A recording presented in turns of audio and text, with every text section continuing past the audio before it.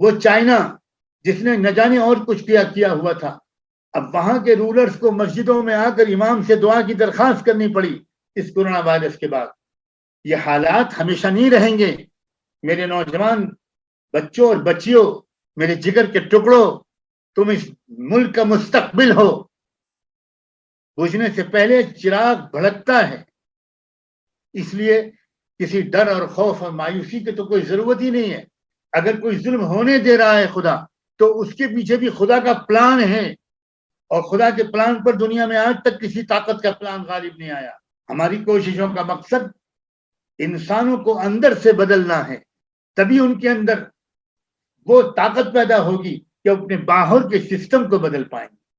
سب سے زیادہ ریلیف کا کام مسلمانوں نے کیا ہے، ان مسلمانوں نے جن کو مارا جا رہا ہے، پریگننٹ عورتوں کو مارا جا رہا ہے، 1.5 سال کے بچے کو کل احمد آباد گجرات میں پولیس نے لاٹھیوں سے مارا ہے۔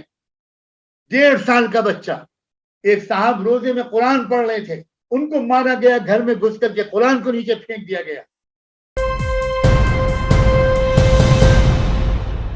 یہ جو ان کا کیریکٹر ہے، اب تک انہوں نے چھپائے رکھا تھا ہندو مسلم کے نام سے، اور بہت سے ہمارے نان مسلم لوگ یہ سمجھے ہوئے تھے کہ اصل میں یہ جو برہمنیکل سوشل آرڈر کے لیے کام کرنے والی آرگنائزیشنز ہیں اور ان کے اشاروں پر کام کرنے والی یہ جو حکومتیں ہیں، یہ صرف مسلمانوں کے دشمن ہیں۔ یہ جو کورونا وائرس کی وجہ سے جو لاک ڈاؤن لگا، اس لاک ڈاؤن کے یہ جو پازیٹیو ایسپیکٹ ہے، اس نے اس بات کو صاف صاف بیان کر دیا کہ یہ غلط تھا پرسپشن کی یہ صرف مسلمانوں کے دشمن ہے۔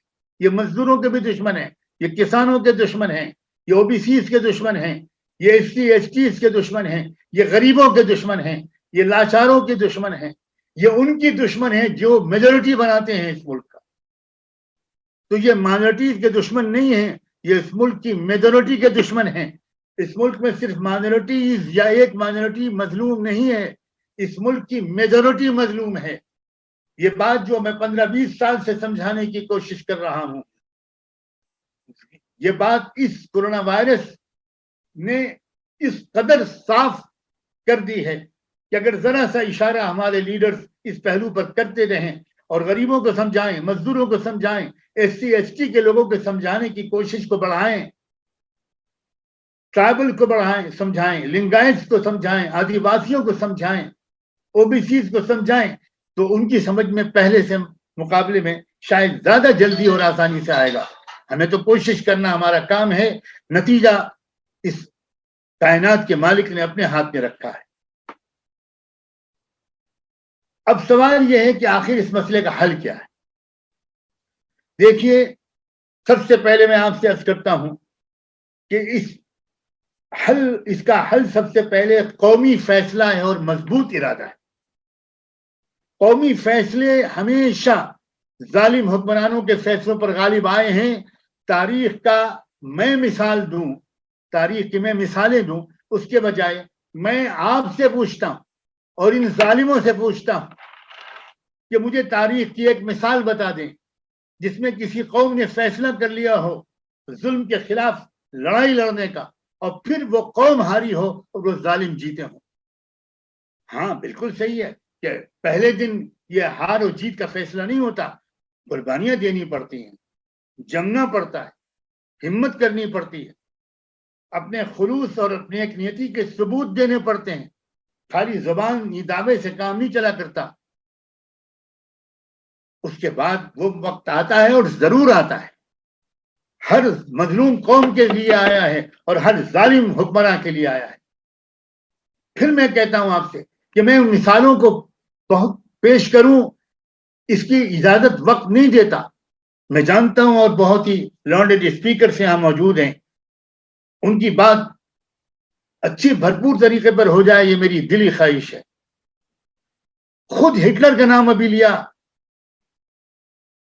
ہمارے سابق اسپیکر نے۔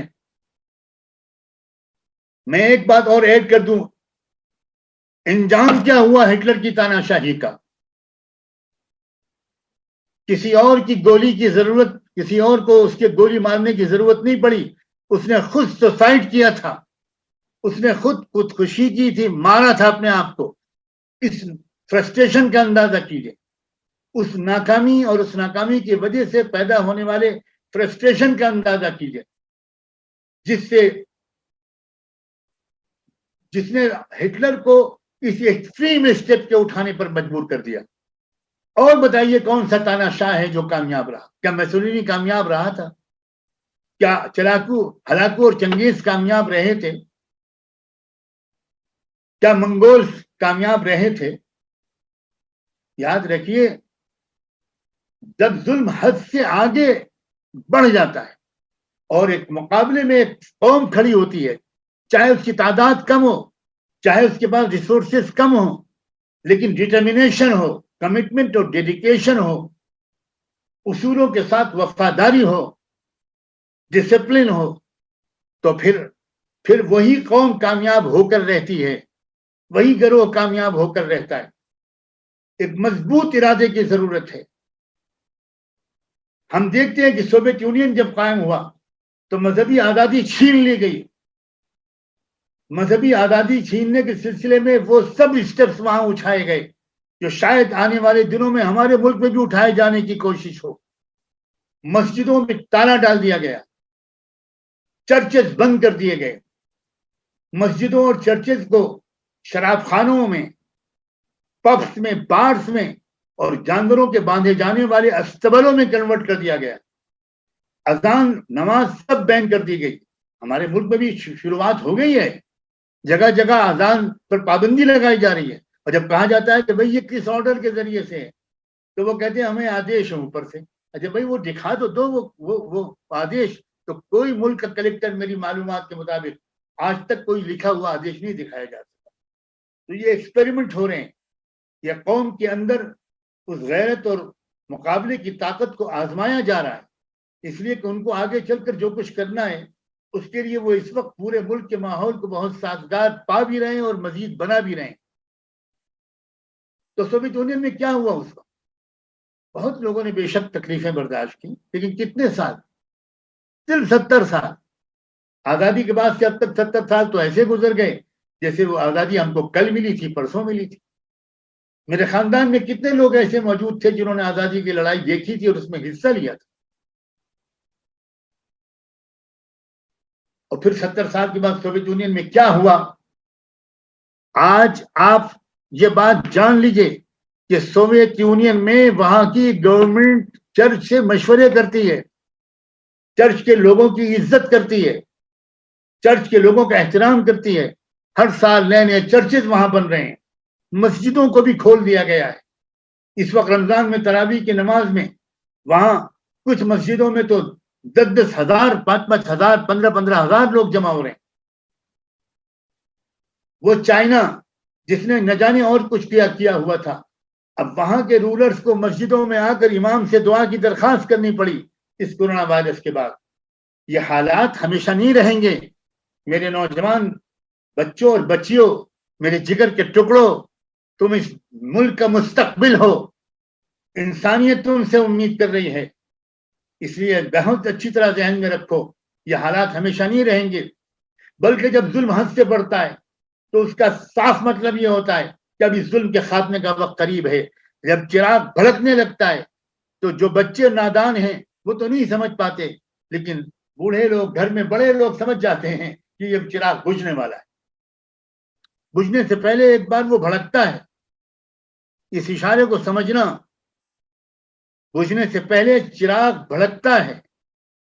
اس لیے کسی ڈر اور خوف اور مایوسی کی تو کوئی ضرورت ہی نہیں ہے, بلکہ پچھلے زمانے سے زیادہ امید قائم کرنے کا یہ زمانہ ہے. کاش کہ آپ لوگ میری اس بات پر یقین کرنے کی کوشش کرو. یہ ایک زبردست عالمی تبدیلی کا وقت ہے. بالکل صحیح ہے کہ نیا ورلڈ آرڈر قائم ہونے والا ہے, لیکن کون سا نیا ورلڈ آرڈر؟ ہم بھی دیکھیں گے, اور اگر ہم زندہ نہ رہے تو ہمارے بچے اور اولادیں دیکھیں گے. تم لوگ دیکھو گے نوجوانوں, کون سا ورلڈ آرڈر دنیا میں آنے والا ہے. انصاف کا ورلڈ آرڈر دنیا میں آنے والا ہے. اس لیے مضبوط یقین کرنا, یاد رکھنا کم سے کم مسلمان اور خدا پر یقین رکھنے والے لوگ اس بات کو جانتے ہیں کہ اس دنیا کو پیدا کر کے خدا ریٹائر نہیں ہو گیا. اور یہاں کا ہر ایونٹ کے پیچھے خدا کا ارادہ ہوتا ہے. اگر کوئی ظلم ہونے دے رہا ہے خدا تو اس کے پیچھے بھی خدا کا پلان ہے, اور خدا کے پلان پر دنیا میں آج تک کسی طاقت کا پلان غالب نہیں آیا. یا کاش کے وقت ہوتا اور میں کھول کر بتاتا.